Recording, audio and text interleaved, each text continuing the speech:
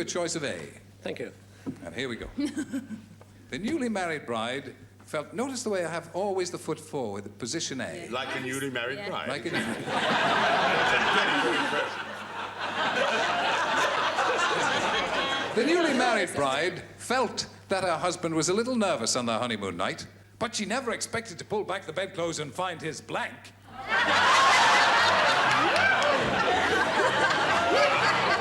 Can we be rude? No, you certainly can't. You can't be that rude. You can be rude, but not that rude. You've all got to go for this one. The newly married bride felt that her husband was a little nervous on their honeymoon night. She never expected to pull back the bedclothes and find his blank. Sitting there, or lying there, as the case may be. We're all ready, and I turn to you, Brian, and I say, the newly married bride felt that her husband was a little nervous on the honeymoon night, but she never expected to pull back the bedclothes and find his blank. Mother there. Mother. His mother. Now, I would have said that.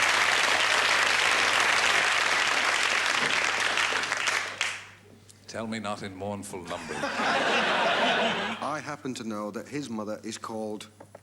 Y-fronts. Jerry Stevens. Death to quiz. Nothing for you, Brian. Marto.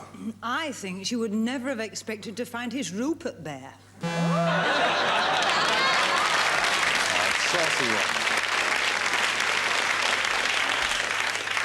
You are a minx in human form.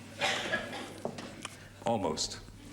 What does one put in one's bed? I don't know. On one's wedding night, I consider the accoutrements I dragged with me. There was my golf clubs, the pet Labrador, my cricket bat, the penny farthing bicycle, and the stuffed alligator which I always carried with me. But the thing that really surprised him in his bed was his mother!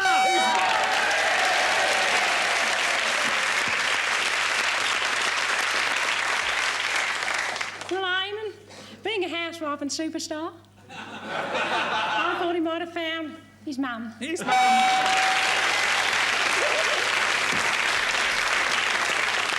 When times get tough in quizzes, it's times like that you turn to people like Alfred Marx.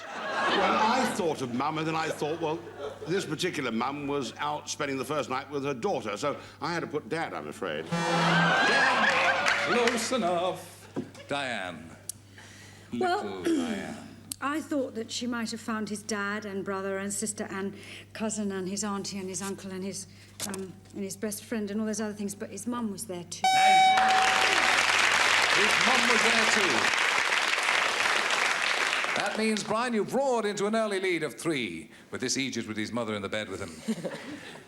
And we'll speedily go round to round the second.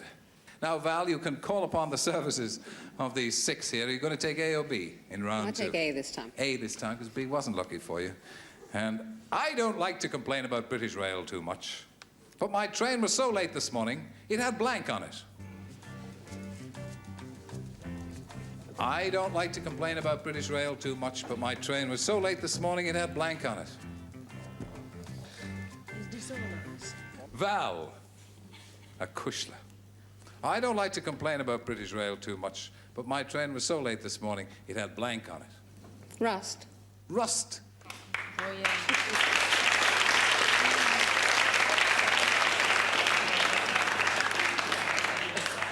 A bit more of that, you see. You have to do a bit on celebrity scores.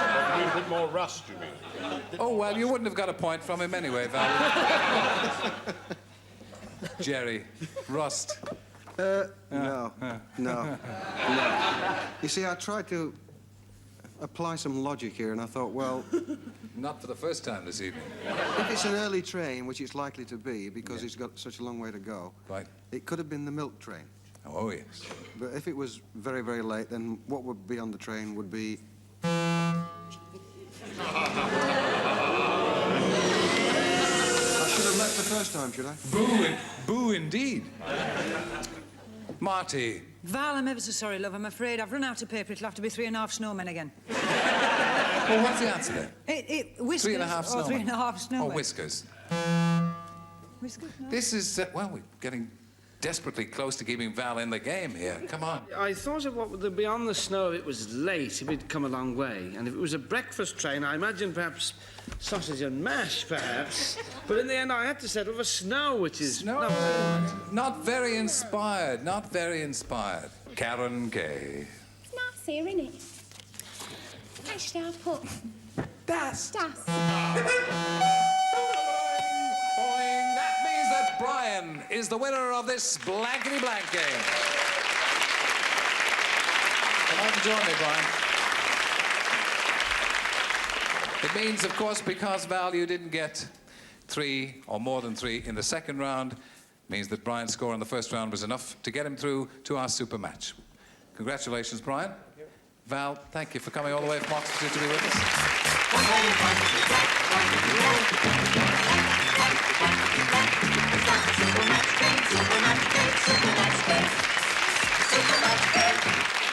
Now, we've already had a super match winner in the first round, Brian, that won 100 blanks. So if you want to go on to the head-to-head, you're going to have to do better than that. You're going to call on 3 people here to help you. First of all, Sergeant, pull back the thing. Words at will. Night blank. I think Marty, Bill, and Alfred Marks. Do you really? Man of infinite taste, you see. Man of infinite taste. Some might say that. Marty, Bill, and Alfred Marks. Okay. Let's go to Marty first. Marty, it's night... Fever. Got to be. Definitely fever. fever. I can see it, that night ride. Who's he looking at? Night ride. Alfred, you've got the barb ready, haven't Ignore you? me at your peril, sir. I fancy nightlife. What do you think? I didn't agree with any of them. Ah! Well done. Good for you.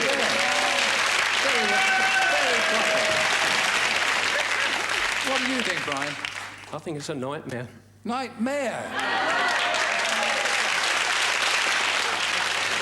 Let's have a look at the 50 blank board and see. Nightmare, you said.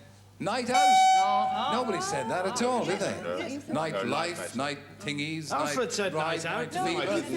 Nightmare, you said, Brian. Let's go to 100 blanks. We'll see. Nurse? Night fever. Marked said that.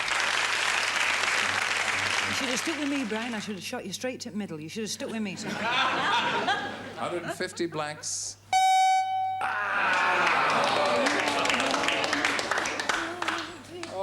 It's a bit like night fever. Brian, what can I say except I'm sorry. Thank you for taking part in the game. That wasn't as easy as it seemed, was it? Night and Day was the winner for 150 blanks. We thank you for taking part. You will have a memento of this wondrous occasion. Thank you for coming, Brian. Bye-bye. Welcome back, our round 1 winner, Gay, who won 100 blanks from Superman.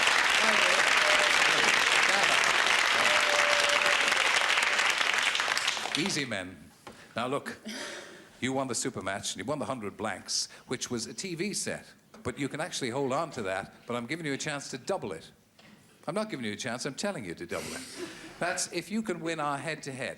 Now, for this, it does have a drawback. You've got to face me throughout, like that, with your back to whoever you'd like to choose to help you. Now, which of... Well, you can turn and look at them, I suppose, if it's not too much of a strain. Diane. Diane. A strange choice. You know best. No, Diane. Ready? Ready to write? 15 seconds. Don't say a word till she's writ. It's the education that gets you the job. Comic blank. Comic blank. That's the head-to-head. Comic blank. Comic blank, Diane. What's that blank? It's for doubling our 100 blanks. It's a music center worth 200 blanks. Hinging on your keen brain.